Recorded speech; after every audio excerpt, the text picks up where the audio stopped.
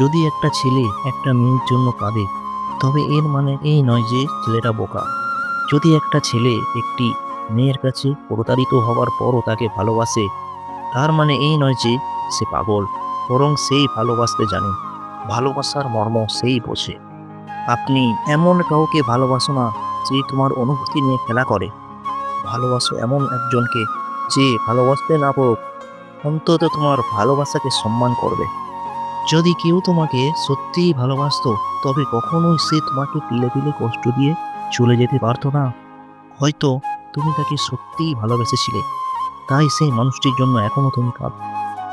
যদি আপনি দুইজন মানুষকে ভালোবেসে থাকেন, তাহলে বলা বাহুল্য যে আপনি দ্বিতীয় মানুষটিকেও সত্যিই ভালোবাসেন, প্রথম মানুষটিকে নয়। কারণ আপনি যদি প্রথম মানুষটিকে ভালোবাসতেন, তাহলে দ্বিতীয় মানুষটির সাথে কখনো প্রেমে পড়তেন না।